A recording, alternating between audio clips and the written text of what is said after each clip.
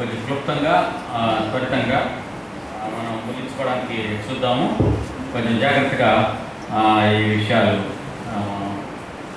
అర్థం చేసుకుందాం. రెండోది సారీ రాసుకోగలిగిన కూడా మేము రాసుకుంటే బాగుంటుంది. అసలే ఈరోజు జరిగే పండుగ ఏంటి? పస్కా పండుగ. అందరూ చెప్పండి, 3 సార్లు చెప్పండి. పస్కా పండుగ. ఈ పస్కా పండుగ ఎవరికి ముఖ్యమైనది అంటే యూదులకి ముఖ్యమైనది. యూద సామ్రాజ్యంలో ఉన్నటువంటి వాళ్ళందరూ కూడా, రోమా సామ్రాజ్యంలో వాళ్ళందరూ కూడా, యూదులు ఎవరైతే ఉన్నారో వారందరూ కూడా మరి దేవుని పట్టణమైనటువంటి యెరూషలేముకి దేవుని మరి మందిరమైనటువంటి ఆ యొక్క సొలొమోను మహారాజు కట్టించినటువంటి ఆ మందిరానికి ఏటేటా ఏం తీసుకుని వెళ్తారు? బలు. దాన్ని సుమారుగా అక్కడికి వెళ్ళే వాళ్ళని మనం చూసినట్లయితే 25 లక్షల మంది వెళ్తారు. 25 సుమారుగా ఎంతమంది వెళ్తారు? 25 లక్షల మంది యూదా సామ్రాజ్యంలో నుంచి ఈ యొక్క పండుగను ఆచరించడానికి వెళ్తారు. పండుగ ఆచరించడం చాలా ముఖ్యమైనది. పండుగ ఆచరించడం అది యూదులకు అవసరమైంది అన్నమాట. అందుకనే కొంతమంది ఏం చేస్తారంటే ఏటేటా దీనికి వెళ్ళాలండి, నేను ఆ మొక్కుకున్నానండి, ఇది మొక్కుకున్నాను అంటారు కదా, మొక్కు తీర్చలేదండి అంటారు కదా. కనుక అప్పుడు కూడా అది పాత నిబంధన పద్ధతి ఏంటంటే ఒక రకంగా మొక్కుకోవడం అనేది. యూదులు అప్పుడు ఏం చేసేవాడంటే వాళ్ళ పాపాలు కడుక్కోవడం కొరకు పాప పరిహారార్థ బలిగా అక్కడ బలి పశువుల్ని ఇచ్చేవాడు. అక్కడ ఎంతమంది వెళ్ళేవాడు చెప్పాం? 25 లక్షల మంది వెళ్తే ఆ ఊరంతా కూడా కిటకిటగా కాలిపోయేది అనమాట. అది ఎక్కడ కూడా ఖాళీ ఉండేది కాదు. ఎక్కడ చూసినా కూడా చెట్టు కింద, లేకపోతే పర్వతాల మీద, లేకపోతే ఇంటిలోనూ, వసారంలోనూ, లేకపోతే సత్రంలోనూ అన్నీ కూడా నిండిపోయి కిటకిటలాడుతూ ఉండేది అనమాట. కొంతమంది ఇల్లు అద్దెకు కూడా ఇవ్వడానికి కట్టుకునేవాడు అనమాట. అలాంటి పరిస్థితిలో ఈ ఏటేటా ఇలా జరుగుతున్నటువంటి సందర్భంలో అందరూ కూడా తీసుకుని వెళ్తున్నారు. ఏంటి? ఆ గొర్రెలు ఇవన్నీ సుమారుగా 2.5 లక్షల గొర్రెలు అక్కడ వధించబడ్డాయంట. ఎంత? 2.5 లక్షల గొర్రెలు అక్కడ వధించబడుతున్నట్టుగా మనం చూస్తాం. ఒకసారి చూడండి, దినవృత్తాంతములు 2వ గ్రంథం 30వ అధ్యాయం 5వ వచనం. ఒకడు 7వ అధ్యాయం 5వ వచనం చూడండి. దినవృత్తాంతముల గ్రంథం 7వ అధ్యాయం 5వ వచనం. ఒకటే చేయమా. 7వ అధ్యాయం 5వ వచనం చూడండి. సరే, 5వ వచనం. 22,000 పశువులను 1,20,000 గొర్రెలను బలులుగా అర్పించాను. యాజకులు తమ తమ సేవా ధర్మంలో నిలుచుండగాను, లేవీయులు యెహోవా కృప నిరంతరం నిలుచున్న వారి చేత ఆయనను స్తుతించుటకై రాజైన దావీదు కల్పించిన యెహోవా గీతములను పాడుచు వాద్యములను వాయించుచు నిలుచుండగాను, యాజకులు వారికి ఎదురుగా నిలిచి బోర్ల ఊదుచుండగాను, ఇశ్రాయేలులందరూ నిలిచి ఉండగాను, రాజును జనులందరూ కూడి దేవుని మందిరము ప్రతిష్ఠ చేశాడు. అంటే ఆ ప్రతిష్ఠ చేసినప్పుడు సమయం అన్నమాట. అలాగే బలులు అర్పించే సమయంలో కూడా ఏం చేసేవాడంటే ఈ ఉన్నటువంటి కొంతమంది అధికారులు, లేకపోతే ఈ ధర్మశాస్త్ర ఉపదేశకులు ఏం చేసేవాడంటే దేవుణ్ణి మహిమపరుస్తూ ఉండేవాళ్ళు. ఆ పాటలు, ఆ మాటలు, ఆ కేకలు వేస్తూ ఉంటే వీళ్ళు ఏం చేసేవాళ్ళు? వీళ్ళ ధర్మం ఏంటంటే వధించడం అనేది ఎలా ఉంటుందంటే, కనీసం చూడండి, ఒక పరీక్ష రాస్తారనుకోండి, బాగా డీప్గా అప్పుడు తేజ లేకపోతే 6 ఏళ్ళ పరీక్ష రాస్తారనుకోండి. పరీక్ష బాగా రాస్తూ ఉన్నప్పుడు వాళ్ళు ఒక యాంబిషన్ పెట్టుకుంటారు అన్నమాట. ఏంటంటే నాకు మా మండలి ఫస్ట్ రావాలను, లేకపోతే కాలేజ్ ఫస్ట్ రావాలను ఇలా పెట్టుకుంటారు కదా. అలాంటి సందర్భంలో ఎవరైనా వచ్చి అబ్బా నువ్వు ఏం రాసావు, ఆ 2వ ప్రశ్నకి జవాబు ఏమి రాసావు అని అడిగితే అది జవాబు ఏం చెప్తారు? అసలు తల ఎత్తుతారా? తల ఎత్తరా? ఏదైనా ఇలా పడుతున్నా అంటారు తప్ప వాళ్ళ పరీక్ష వాళ్ళే రాసుకుంటారు. అక్కడ ఈ యొక్క బలిని చేసేవాళ్ళు కూడా కత్తిని ఎత్తి కత్తిని ఆ కిందకి దించడమే వాళ్ళకి తెలుసు అనమాట. ఏంటంటే ఇలా నరకడమే, అసలు ప్రక్కకి చూసేంత సమయం కూడా వాళ్ళకి ఉండేది కాదు. వాళ్ళు షిఫ్ట్లు అనమాట. ఎన్ని షిఫ్ట్లు ఉంటాయంటారు? సాధారణ జనరల్ 3 షిఫ్ట్లు అనమాట. కనుక 3 షిఫ్ట్లలో వాళ్ళు ఎవరు 8 గంటలు వాళ్ళు నడుపుతూ ఉండేవాళ్ళు. ఇది జరిగేటువంటి విషయం. ఎంతమంది? 25 లక్షల మంది తీసుకొచ్చినటువంటి 2.5 లక్షల గొర్రెలు, మేకలు ఇవన్నీ వాళ్ళు అక్కడ వధించేవాడు. ఎలా ఉండేదంటారు? రక్తపు పేర్లు అక్కడ జరుగుతూ ఉంటాయి. అది ఈ పండుగ యొక్క విశేషం. ఈ పండుగ ఎంతకాలం జరుగుతుందంటే 8వ వచనం చూడండి, అక్కడే కిందకు వస్తే 7 దినముల పండుగ ఆచరించారు. ఇక్కడ 7 దినాలు ఈ యొక్క పస్కా పండుగని ముందుగా, అందుకనే 6 దినాల ముందుగానే ఎవరు వచ్చారు? యేసు ప్రభు గారు వచ్చారు. 7వ దినాన్ని అది ప్రాముఖ్యమైన అంటే అది పస్కా పండుగ అన్నమాట. పస్కా పండుగ ఎక్కడ జరుగుతుంది? ఇది యెరూషలేములో. ఎక్కడ జరుగుతుంది? సొలొమోను దేవాలయంలో జరుగుతూ ఉంటుంది. దేవునికి స్తోత్రం. చూడండి, ఎందుకు ఈ పస్కాని ఆచరిస్తున్నారు అంటే, ఇప్పుడు చూడండి 30వ అధ్యాయం దానిలోనే 5వ వచనం. వారు రాయబడిన ప్రకారం ఇంతగానో ఆచరించబోతుంటే చూచి ఇశ్రాయేలీయుల దేవుడైన యెహోవాకు యెరూషలేములో పస్కా పండుగ ఆచరించుటకై రావాల్సినదని బెయేర్షెబా మొదలుకొని దాను వరకు ఇశ్రాయేలీయులు దేశమంతటి చాటిపోవాలని వారు నిర్ణయించేశారు. యెరూషలేము, బెయేర్షెబా, దాను ఎవరు గుర్తించారబ్బా? ఎవరు గుర్తొస్తున్నారా? దావీదు జయించినటువంటి ప్రాంతం అన్నమాట ఇదంతా కదా. కనుక ఈ పండగ అంతా కూడా అక్కడి నుంచి ప్రజలు వచ్చేవాడు. ఎందుకు వచ్చేవాడు అంటే వాళ్ళ పాపాలను పరిహరించుకోవడానికి వచ్చేవాడు. చూడండి 8వ వచనం కూడా చూడండి, దాని 18వ వచనం చూడండి. ఎఫ్రాయిము దేశముల నుండి వచ్చిన జనులలో చాలా మంది తమను తాము ప్రతిష్ఠించుకున్నారు. విధి విరుద్ధంగా పస్కాను భుజింపగా హిజ్కియా అదే కొంతమంది ఏం చేస్తారంటే పస్కాను వ్యతిరేకంగా ఏం చేస్తా ఉన్నారు? ఆచరిస్తూ ఉన్నారు. ఒక చిన్న మాట, ఇక్కడ చిన్న మాట. ఈ మాట చెప్తున్నప్పుడు మీకు ఏదైనా కొంచెం గుర్తు వస్తుందా? విధికి విరుద్ధంగా కొంతమంది ఈ పస్కాను భుజిస్తున్నారంట. ఇప్పుడు ఏమైనా అనిపిస్తుందా? మీకు ఏమనిపిస్తుంది? ప్రభురాత్రి భోజనం కూడా మనకేం చేస్తున్నాడ? విధికి విరుద్ధంగా ఒక్క పశువుని 10 మంది పంచుకునేవాడు. ఒక పశువుని ఏం చేసేవాళ్ళు? 10 మంది పంచుకునేవాడు. మనం గురువారం రాత్రికి వెళ్ళాం. గురువారం రాత్రి ఏం జరిగింది?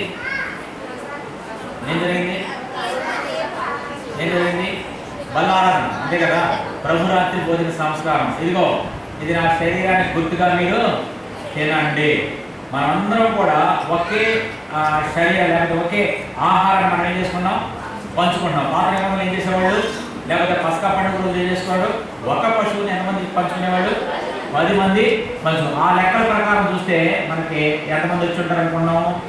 25 లక్షల మంది అక్కడికి వచ్చి ఉంటారని మనం లెక్కలు కట్టవచ్చు అనమాట. ఇక్కడ చూస్తామంటే కొంతమంది విధికి విరుద్ధంగా పస్కాను ఆచరిస్తూ ఉన్నారు.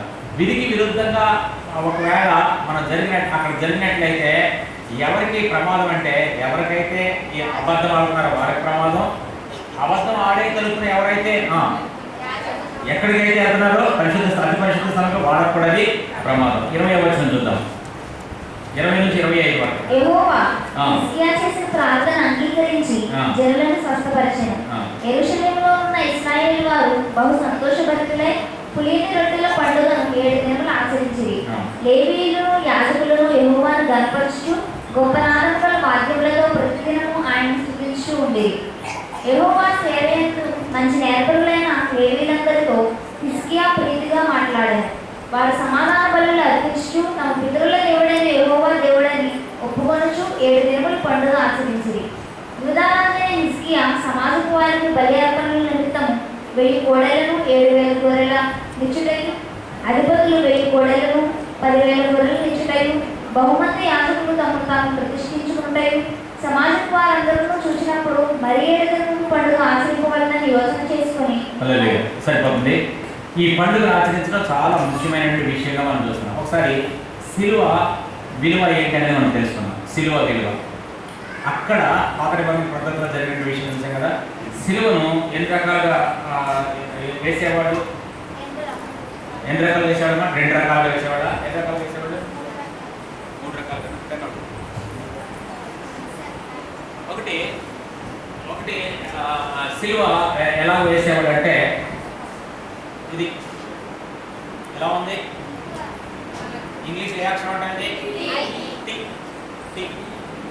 ఇలా సిలువ వేసేవాళ్ళు. మరొక రకమైన సిలువ ఎలా ఉంటుంది అంటే, ఎలా ఉంటుంది? ఎక్స్ అనమాట. ఎక్స్ లాగే.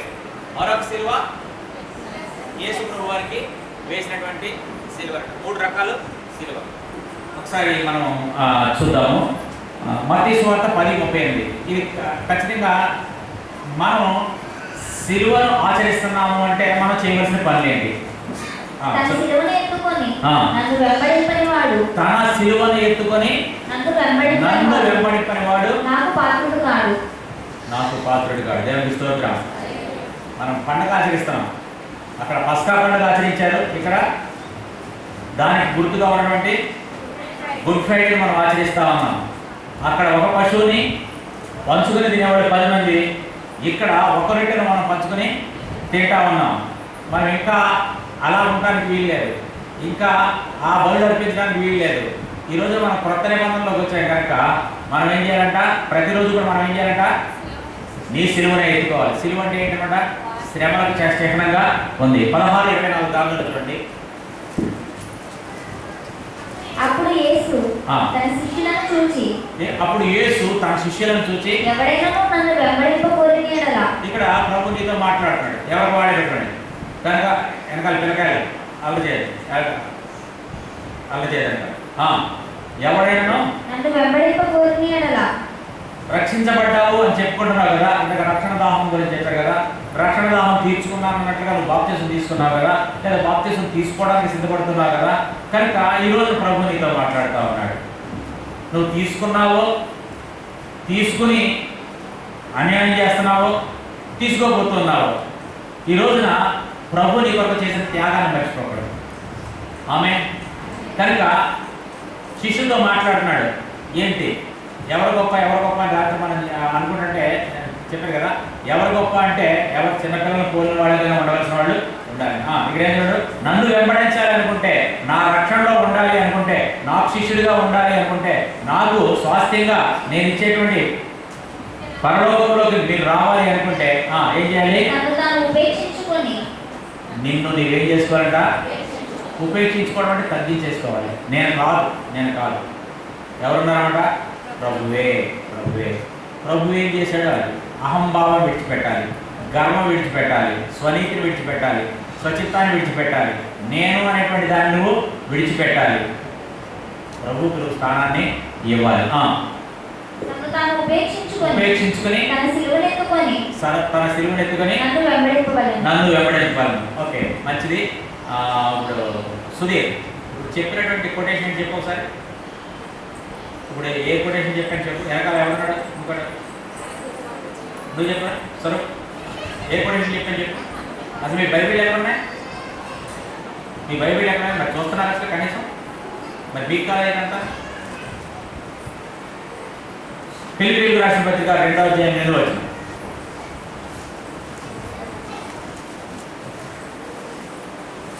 ఫిలిప్పీయులకు రాసిన పత్రిక 2వ అధ్యాయం 8వ వచనం. మరియు ఎవరి గురించి?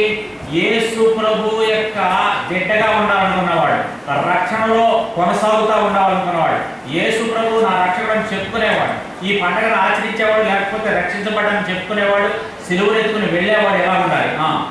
మరియు ఆయన ఆకారమందు మనుషుడిగా కనబడి, ఆకారం ఎలా కనబడంట? మనుషుడు. ఆయన మనుషుడే. మరణము పొందినంతగా అనగా శిలువ మరణము పొందినంతగా. ఏంటంట? శిలువ మరణం. ఎవరికి వేస్తారు శిలువ మరణం? పాపం చేసేవాళ్ళకి. ఒక చిన్న ఉదాహరణ మనం ది ప్యాషన్ ఆఫ్ ది క్రైస్ట్లో మనం చూస్తాం కదా. ఏంటంటే సో తూలు పడిపోక వేసుకోవాలి. తూలు పడిపోతే అక్కడ రోమా సైనికులు ఏం చేస్తారంటే ఇలా ఇలా ఇలా చూస్తూ ఉంటే వాళ్ళకి ఎవరు కనపడతారు? రోమీలే కనపడతారు ముందు. అలా చూడగానే ఎవరు కనపడతారు? ఒక యోధులు కనపడతారు. రోమీలు సిలువను పట్టుకోవడానికి కూడా ఇష్టపడతారు. అందుకని ఎవరి పనులు చూస్తున్నాడంటే ఆ యూతుల కొరకే చూస్తూ ఉన్నాడు. కనుక అతను తీసుకొచ్చి బలవంతాన్ని ఏం చేశారు? సిలువ మోయించారు. జాగ్రత్త. సిలువ ఎంత నీచమైనదిగా వాళ్ళు చూస్తున్నారు అంటే, ఎంత విలువైనది సిలువ. సిలువ విలువను ఎరిగిన మనం ఉండాలి. సిలువ విలువను ఎరిగిన వారు వాళ్ళంత మూర్ఖతరం వారు అన్నమాట. చదువు. మరణము పొందినంతగా అనగా శిలువ మరణం పొందినంతగా విధేయత చూపిన వాడై. దేవునికి స్తోత్రం. ఎవరికి విధేయత చూపించాడు? తండ్రికి విధేయత చూపించాడు. ఎస్. ఈ రోజున మనం తండ్రికి విధేయత చూపిస్తున్నామా? పరమ తండ్రికి విధేయత చూపిస్తున్నామా? నేను నువ్వు ప్రశ్నించుకోవాలి అని అది వినాలి. మీరు వినాలి. నా వైపు చూడండి. మీరు ముఖం ఇచ్చిపోయాడు, డాక్టర్ ముఖం ఇచ్చిపోయాడు, కరెక్ట్గా కనపడాలి. ఎలాగంట? మరణము పొందునంతగా విధేయత చూపించాడంటే ఎవరు పంపించారండి? తండ్రి పంపించాడు. తండ్రికి విధేయత చూపించాడు. ఇందాక లవ్లీ అనే 2 భాగాలు చేశాడు. 7 మాటలు ఎన్ని భాగాలు చేశాడు? 2 భాగాలు. 2 భాగాలు. ఒకటి తండ్రితో కలిసిన భాగం, తండ్రి లేకుండా ఉన్నటువంటి భాగం. తండ్రి లేకుండా ఉన్న భాగం అసలు ఎంత కష్టం అండి. ఈరోజు నా చూడండి, ఆ చిన్న పెట్టులో ఉన్నాడు, ఆ డేవిడ్ ఆలోచన తిరుగుతున్నాడు కదా. ఇప్పుడు ఎంతమంది చేతులు చాపినా వెళ్తాడా? వస్తాడా? వాడు ఎవరి దగ్గరికి వెళ్తాడు?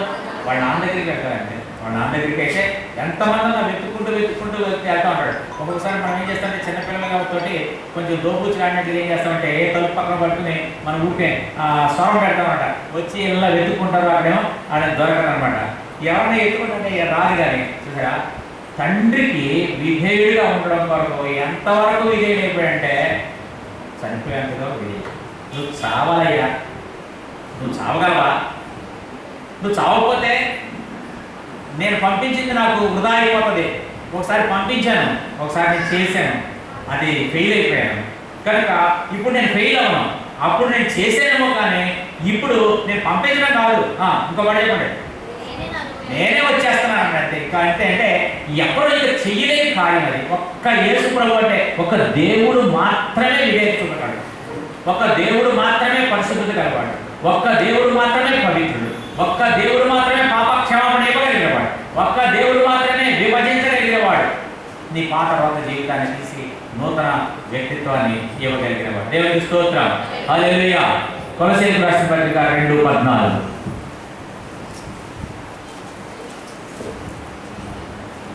మరియు అపరాధముల వలన శరీరమందు సున్నతి పొందకుండుట వలన మీరు మృతులై ఉండగా దేవుడు వ్రాత రూపకమైన ఆజ్ఞ వలన ఏ కొండ గుర్తొచ్చింది మీకు? ఏ కొండ గుర్తొచ్చింది? సీనాయి కొండ గుర్తొచ్చింది. రాత రూపకమైనటువంటి రాజధాని కానీ ఏం గుర్తొస్తున్నాయి? 10 ఆజ్ఞలు గుర్తొస్తున్నాయి.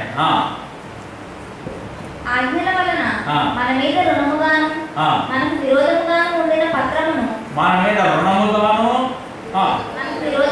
విరోధంగా ఉండినంటే పత్రము. అప్పుడు ఆ పత్రం మనకి ఎలా ఉందంటే విరోధంగా కనబడతా ఉంది. దాని బదులు కూడా రావాలి. మేకులతో సిలువకు కొట్టి. ఇప్పుడు ఏం చేశాడు? వాటిని ఏం చేశాడు? మేకులతో సిలువకు కొట్టేశాడు. దేవునికి స్తోత్రం.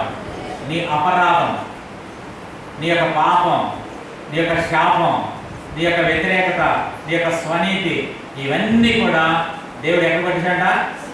సిలువకు కొట్టేశాడ. కనుక ఈ రోజున నువ్వేం తప్పు చేసావు, ఏం పాపం చేసావు, ఒక స్లిప్ రాసి ఆ సిలువకు పెట్టేసేయాలి.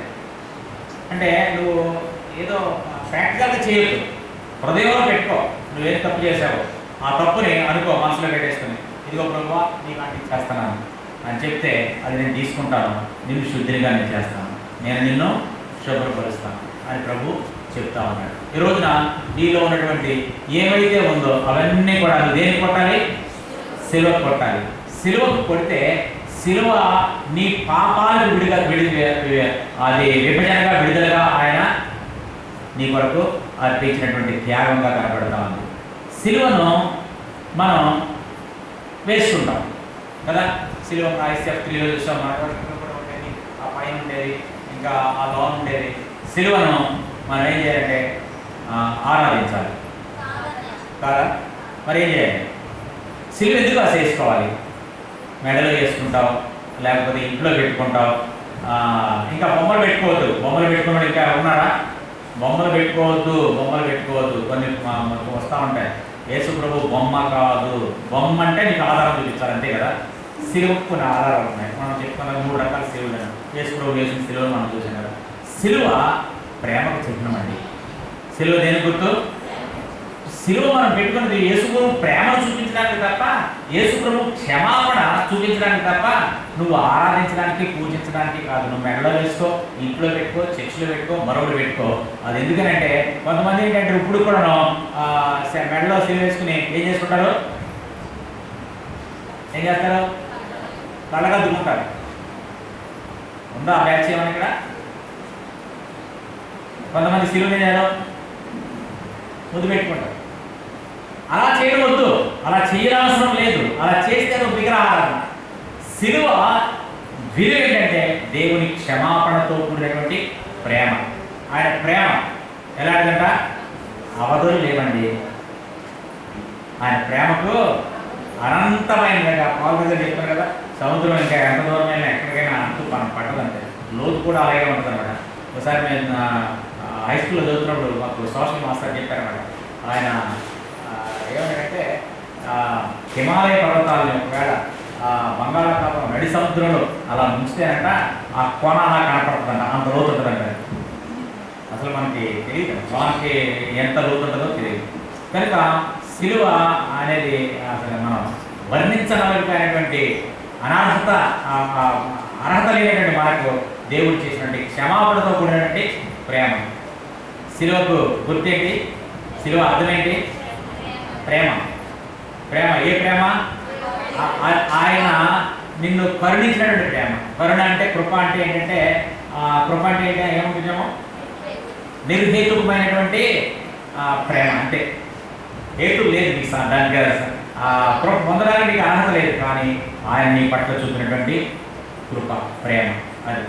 కనుక ఎప్పుడైనా సిలువ ఎందుకు పెట్టారు, సిలువను పూజిస్తున్నారా అంటే అయ్యా యేసు ప్రభు క్షమించిన దానికి, యేసు ప్రభు ప్రేమకు గుర్తుగా మేము సిలువ పెట్టుకున్నాం తప్ప ఇది పూజించడానికి కాదు. యేసు ప్రభు క్షమాపణ, యేసు ప్రభు రక్షణ ఇవన్నీ కూడా ఈ సిలువలో పొందుకున్నాం కనుక దానికి ఆ ప్రేమకు త్యాగానికి ఆ యొక్క క్షమాపణకి గుర్తుగా మేము సిలువను పెట్టుకుంటున్నామని మనం చెప్పాలి. దేవునికి స్తోత్రం, హల్లెలూయా.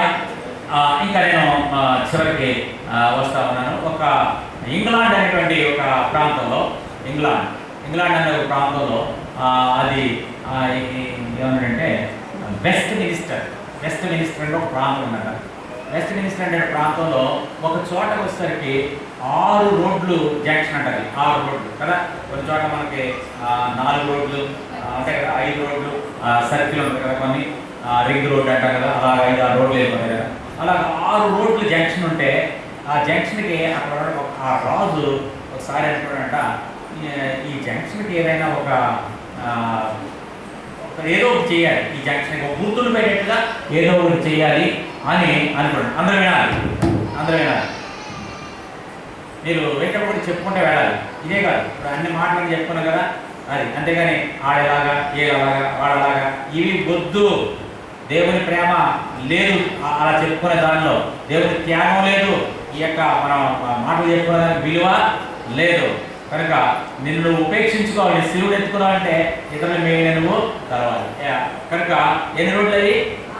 6 రోడ్లు. 6 రోడ్ల దగ్గర ఈ రాజు అనుకుంటున్నాడు ఏదో గుర్తుగా ఉండాలి అని ఆలోచన ఏం పెడితే బాగుంటుందని చెప్పేసి ఆయన ఏంటంటే ఇదే గుర్తొచ్చింది అనమాట. ఏంటంటే యేసు ప్రభు త్యాగానికి ప్రతీక కదా, యేసు ప్రభు సంబంధించింది ఏం పెడదాము, ఆయన ప్రేమకి చిహ్నంగా ఉన్నటువంటి, పూజకి చిహ్నం కాదు, ప్రేమకి చిహ్నం, ఆరాధనకు చిహ్నం కాదు. దేనికంట ఆయన ప్రేమకు కరుణకు ఆయన త్యాగానికి చిహ్నంగా ఉన్నటువంటి ఈ యొక్క సిలువను ఇక్కడ పెడదామంటే పెద్ద సిలువ పెట్టాడు.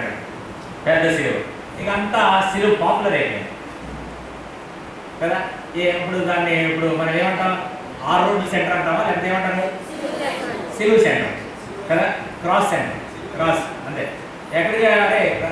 క్రాస్ సెంటర్ దగ్గర ఉందాం, నేను ఉంటాను అని చెప్తారు. అలా ఉన్నటువంటి సందర్భంలో ఒకసారి జాగ్రత్తగా, ఒకసారి ఒక కుర్రోడు అక్కడికి వచ్చి అలా వెళ్ళిపోయి ఎక్కడికి వెళ్ళిపోయాడు తెలియదు కానీ వెళ్ళిపోయి ఏడుస్తూ ఉన్నాడు. ఈ కుర్రాడు ఎవడు? హరీష్ లాంటి కుర్రాడు ఏడుస్తూ ఉన్నాడు. అప్పుడు ఒక ఆయన అడిగారన్నమాట, ఎవరో మన జాన్ పాల్ గారు అంటాడు వచ్చి, మరే బాబు నువ్వు ఏంటి ఏడుస్తున్నావు, ఎక్కడుంది ఏంటి అంటే, నాకు దారి తెలియదు, మా డాడీ వాళ్ళ దగ్గరికి వెళ్ళాలి అంటే, మరి ఎక్కడ నీ అడ్రస్ అంటే వాడు అడ్రస్ ఏం చెప్పలేకపోతున్నాడంట. అదే చెప్పాడు. మరి ఏంటిరా ఎలాగ రాను అంటే వాడు అన్నాడంట, నన్ను ఆ సిలువ దగ్గరికి తీసుకెళ్ళన్నాడంట. ఏమన్నాడు? సిలువ దగ్గరికి తీసుకెళ్తే ఆ సిలువ దగ్గర నుంచి నేను ఎక్కడికైనా మా ఇంటికి వెళ్ళిపోగలను. ఈరోజు నా ప్రియమైన దేవుడు నువ్వు సిలువ దగ్గరికి వస్తావా? నువ్వు ఎక్కడ తప్పిపోయావు? దేనిలో తప్పిపోయావు? ఏ పాపంలో ఉన్నావు? ఏ శాపంలో ఉన్నావు? ఏ కానిదాల్లో ఉన్నావు? ఈ యొక్క గుడ్ ఫ్రైడే నువ్వు మనం చేసుకుంటున్నాం కదా, కనుక ఈ రోజున నువ్వు సిలువ దగ్గరికి వస్తావా? అతను చెప్తా ఉన్నాడు, నన్ను సిలువ దగ్గరికి తీసుకువెళ్ళని చాలంటే, సిలువ దగ్గరికి తీసుకువెళ్ళని. అక్కడికి వెళితే కనుక నేను వెళ్ళిపోతాను. ఆ సిలువకి త్యాగమైనటువంటి, ప్రేమకు విలువైనటువంటి ఆ రక్షకుడి దగ్గరికి నువ్వు వెళ్ళాలంటే నువ్వు ఈ రోజున ఏం చేసుకోవాలి? తగ్గించుకొని ఆ ప్రభు దగ్గరికి రావాలి. ఆయన చేసిన త్యాగం అసలే వర్ణింపనలవి కానీ. ఆయన వీపు దున్నబడిందండి. ఒకవేళ నిజంగానే అది ఒక భూమిలాగా ఉంటే, ఒకవేళ భూమి కాకపోయినా, ఒకవేళ వెంటనే మొలకొచ్చేటువంటి కొన్ని విత్తనాలు ఉంటాయి కదా, ఏంటంటే కొన్ని ఉదయాన్నే మనం నానబెట్టుకుని తింటాం కదా, బొప్పర్లని ఇలాంటివి అని, అలాంటివి ఏమైనా ఒక మినుములు అలాంటివి ఏమైనా చేస్తే, పెసలు అలాంటివి చేస్తే, ఆ శరీరం మీద వేస్తే ఉదయానికి మొక్క వస్తుందండి. అలాగే దున్నబడిందండి అవి. ఎవరి కొరకు? ఏ పాపము చేయదు. ఈ రోజున నువ్వు అడుగుతావా, ప్రభువా నన్ను సిలువ దగ్గరికి చేర్చయ్యా, ప్రభువా నేను సిలువ దగ్గరికి వస్తాను, నన్ను కరుణించయ్యా, నేను సిలువ దగ్గరికి నన్ను తీసుకుని వెళ్ళయ్యా. ఈరోజు ప్రభు దగ్గర నిన్ను అడుగుతావు, నువ్వు రా, నా సిలువ దగ్గరికి రా. ఇంకా నువ్వు సిలువ దగ్గర